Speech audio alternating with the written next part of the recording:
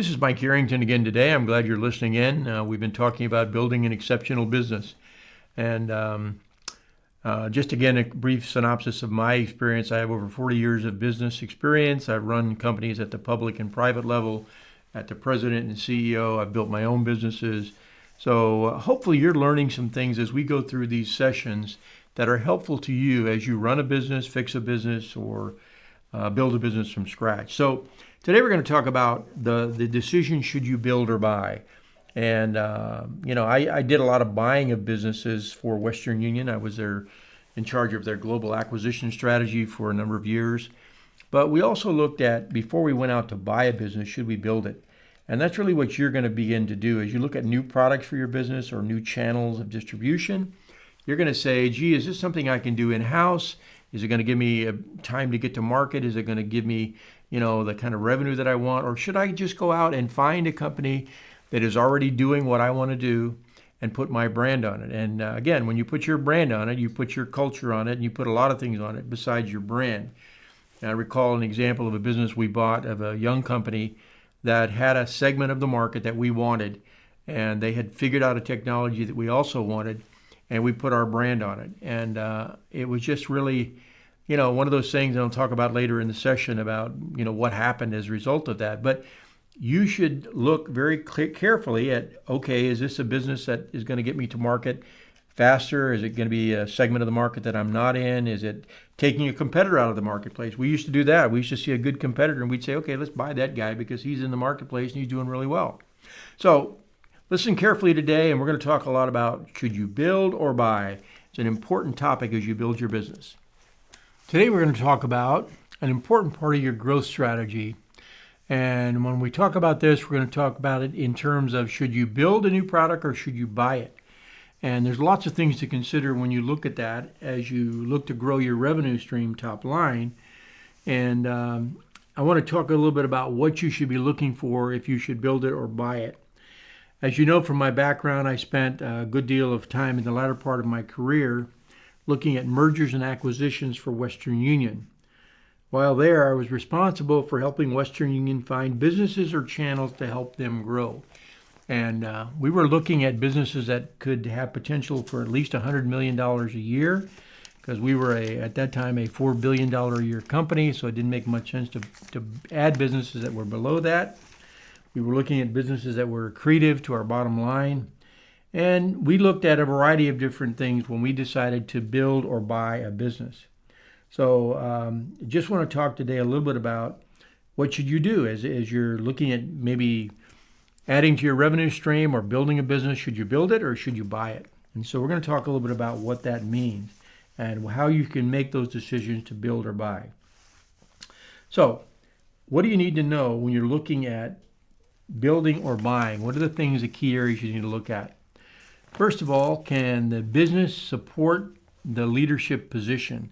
If we're looking to buy a business, for example, is this going to help us support the leadership position we've created for our brand? And that's kind of an important thing. If they're not going to help you be a leader, why would you buy them? Is this a leader in the segment? Maybe this is a competitor that you've run across that is doing something a little different from you and has gained good market share. What would you do in that situation? Would you buy that company? Would you add them to your mix and maybe put your brand on it? So if you build, does it help you retain your leadership position? So if you build this product versus buy it, does it help you retain your leadership position? Second thing you want to look at is competitive advantage. Does this business have a unique competitive advantage? Does it have customers we want? We sometimes bought businesses because we wanted to be in a segment of the market that we weren't currently in, that was adjacent to our own.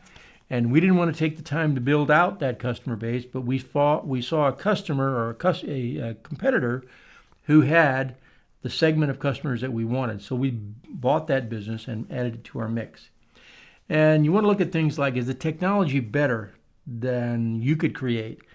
And maybe you decide you wanted to buy the technology because it was already being used by a competitor, and so you bought it and moved it into your market.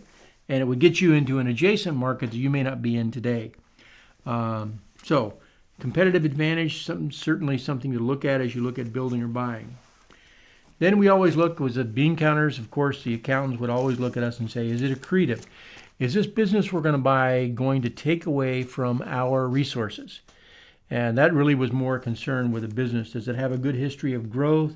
Does it improve our financial position? And these were all things that we looked at when we looked at building or buying, because sometimes it made more sense for us to build the business because the business we were looking at buying did not help our bottom line. And so that was very important, particularly to the financial people. So what was the risk profile? Was this a business that was a sunrise business or a sunset business? Let me tell you what I mean by that. Was this a business that had high growth and good potential for the future? Or was this a business that was at the end of its business cycle, getting into that bureaucracy stage that we've talked about before? Maybe they look good now, but they might not look good over time. Were they a leader in their market, or were they, somebody that was in third or fourth position in their market? So we looked at all those things as we began to look at, should we build or should we buy? The other thing we looked at is this acquisition in line with our values? And this is a very important part of the mix. We used to spend a lot of time when I had people working with me around the world that were doing mergers and acquisitions, and we would go through the STAR model. When we got to the value section, I would say, okay, tell me about the leadership team in place here. And they would begin to tell me about a leadership team that maybe they'd stumbled on a good product and they were able to get it to market and they were growing. They didn't know why, but they were just being successful because they'd been in a market that was not tapped yet and they were doing well. And as they began to tell me about the leadership team, I began to see this may not be a company we'd want to put our brand on. The Western Union brand, as I mentioned before, was worth millions and possibly billions of dollars. We'd built it over 150 years, and so we were very careful about putting it on just any company. And the value system that was in that company was very important to us. The other thing about value system and the culture of the company is that a lot of times they were able to move more quickly than we could. We were, Western Union was $2 billion a year as part of First Data, which was $4 billion a year. And so we couldn't move as fast as this particular company that we were buying. If we bought a company where we didn't think we could let them do their thing or that we could put our brand on, it probably wasn't a good fit. I remember we bought a company one time where we paid a good price for it. We also, in most of our acquisitions, we put a price above where we expected you to go. If you could get to that point, we would give you more money for your company than we had originally offered. And it worked out really well. And until about the first 6 months in, one of the principals of the company called me and said, I don't want to stay here. I said, what do you mean you want to stay here? You got, a chance to make money on the upside. He goes, yeah. He said, but, when I wanted to buy something before, I just called downstairs and told them to buy it. And in your organization, when I want to buy something, I've got to go through 4 or 5 layers of approval. I've got to submit a certain form. I've got to go through this whole process that I never had to go through when I was with, running my own company. And I said, you're right. And I don't think that's going to change. So he finally left the company. He left money on the table. We could have paid him more than he wanted for his company, but he just couldn't handle the culture that he was in. And that was really a bad example. I'll give you a good example. Well, it's really not a great example. In the space that my daughter is in, she works, as I said before, with autistic children. The company she came from, that she used to work for before she started working at Empower, where she's the general manager, was bought out by BlackRock. And this was a company that BlackRock saw had good potential. The autistic community is growing. We have more and more autistic children every year. The autistic services are provided normally by an insurance company, so there's lots of opportunity for growth there. But BlackRock bought this company about 2 years ago. Well, the end of that story is BlackRock came in with all of their pomp and circumstance and processes and procedures and accountants. And 2 years later, the lady that sold them the company bought it back for about half of what they paid for it. So a cultural fit has got to fit for your company.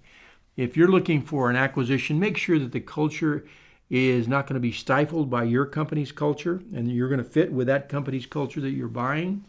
Because BlackRock learned a very expensive lesson when they found out that that company didn't fit with their culture. So, is the buy candidate innovative, or can you create a more innovative environment? A lot of times you buy a company and you say, wow, I need that product in my mix. Well, that's the only product they've got, and they don't have anything else on the drawing board. So if you're buying it for just that product, maybe that's good. Maybe that's a product you need in the mix, but what is their competitive advantage? What does their innovation look like in their company? We always looked at speed to market. How fast can you get a product to market? Competitive advantage they may have. Could we scale it with our resources? We always thought, hey, we can put our brand on anything and we can make it grow. Western Union had a very powerful brand, so we come in, put our brand on it, we expected it to grow. But, a lot of times it wasn't just the brand, it was the innovation in the company. They weren't really innovative. They weren't really building new products. They had one product and they were just sort of milking it until it died. And so what's the innovation? The other thing that we looked at was return on investment. If we bought this company, what's the internal rate of return? As you've heard people that are in acquisition deal with that. That's a term that talks about if you spent the money elsewhere, what would be the return versus what is the return you're going to get on this particular investment? Could we build it more cost effectively? Could we build it in the time frame we needed to get to market? And could we build it more cost effectively? Do we need to buy it? Was the time, money, and resources better used to build or to buy? There were many times we made a decision consciously that, hey, we could buy this company and be to market quicker, but we think that we can build it and get there just as quickly and do it for less money. And this is sort of the thing that people don't look at, and this is probably what BlackRock should have looked at in the example I used earlier, is what's the exit strategy? Not every business you build or buy will work. So what is the exit strategy? If you build it, it may be easier to get out of that situation. If you buy it, obviously you're going to sink a lot of money into it, and it's going to take a lot of money to untangle yourself from that buy product or that buy customer buy situation that you got yourself into. So you need to make sure that you can untangle yourself from any situation. If you build it, it's going to have a certain amount of startup costs that you can sink into the business. But there comes a point, if you hit the kill switch, you can get out fairly easily. But if you buy a company that's got a market or a product or something you need to be into, you're going to end up spending a lot of money up front, and you're going to try to assimilate them into your culture, which you don't have to worry about if you build it. So all these things are important for you to consider. So in summary, when you look at build or buy, part of your growth strategy is to look at whether it's best to build or buy. That's something you need to keep looking at all the time. Are you good at getting things built and to market quickly? You need to have a real honest assessment of your organization. Yeah, you could build this, but it might be 3 years after the opportunity's gone. And so the opportunity really gets down to, I could build it, I could buy it, but if I buy it, I can get to market much more quickly. And so you got to consider those things. What are the competitors doing? What's taking your market share? Could you buy, for example, the competitor that's taking your market share? And so now, whatever market share they've taken from you, you bought it back, plus whatever they had internal to their own business. And, you look at is the technology changing in the marketplace? And I use Netflix as an example. Netflix decided that, streaming movies was a great business to be in, whereas a company called Blockbuster went out of business very quickly after that technology came in. So, build it, buy it, how quickly you can get it to the market. Is there a distribution channel you need to be in as customers navigate? For example, at Western Union, our customers were navigating online. They were going out of our brick and mortar locations. As the age of our customers became younger and younger and technology was accepted in some of the communities that we serve, like the Latino community, they were going online to deliver money to their friends overseas. So people like PayPal and Venmo and a variety of different players came into the market, and the technology was moving in a different direction. So if you couldn't build that technology, could you buy it? Well, we decided at Western Union that we could build it. And so we created a channel of distribution called westernunion.com, and there's lots of stories around that. I was responsible for building that channel. And I will tell you that we stepped in a lot of learning along the way. I tell people it was one of the wildest rides of my career at Western Union, because we found some Russians that were really good at stealing credit cards. And as you know, we paid out money in cash around the world in 5 minutes or less. So if you've got a bad credit card at the start of the transaction and you're paying out, we had a maximum amount we would allow them to send. Say you're paying out $100 in Russia in 5 minutes, you better make sure that you've built all the safeguards you need to in that process. So anyway, the build or buy decision is yours. You're going to be faced with that as you run a business. Sometimes you're going to build. Sometimes it's easier, faster to market, easier to get things done that you want to get done, buy a customer share or buy a channel of distribution that you want to buy. And then sometimes it's easier to build it. If you've got that process in place where you can create and have an innovation tunnel and an innovation filter, which allows you to get in all these great ideas from your employees or your customers or your competitors, and you can build those things, well, then you build it. I want to give you a good example of a build or buy decision that I was personally involved in.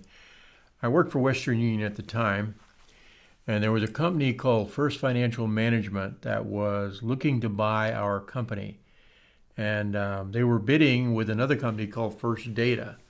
And the way the story goes, First Financial Management, they were at a bidding session, and we were all listening into this bidding session off-site. People were giving us a report. Well, First Financial went to this level, and Western Union went to this level.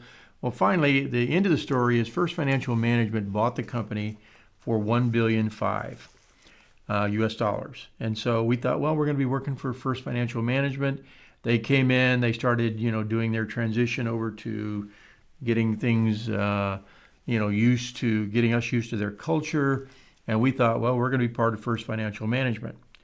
Well, Western Union was not really they were a poor loser, I should say, in that. They had looked at other options like buying MoneyGram, but they came back to First Financial Management and they basically said, listen, and I think the final number was 1.8. We'll give you $300,000 just for going away and letting us own Western Union. And there may have been some other concessions that they made that I'm not aware of. So we, after about a year at First Financial Management, now belong to First Data, which was a parent company of Western Union when I left there. So sometimes buy decisions work, sometimes they don't. And sometimes they're modified. So whether you're going to build the product or buy a product, or build a channel, or buy a channel, all those things that we've talked about today are an important part of the mix. You should understand the return on investment. You should understand time to market, competitive environment, all those things before you make that decision. And if you do it the right way, you will obviously have a business that's going to add to your portfolio and build your business. But if you do it the wrong way, and I've seen several examples of that, both in our company and in other companies, at the time, where they bought something and they had to spin it off later. Kraft, for example, bought a company called Snapple. You've heard of the Snapple drink in the U.S. And Kraft finally, after about 3 years of trying to make a go of it, said, hey, this doesn't work for us. So Snapple bought it back. So there's lots of examples of things that have gone well and things that haven't gone well. So your job as a leader and manager of your company is to make sure that you make the right decision. And if you do decide to buy a distribution channel or a company, make sure you buy the right one. Thanks for listening. So that concludes our session today on Build or Buy.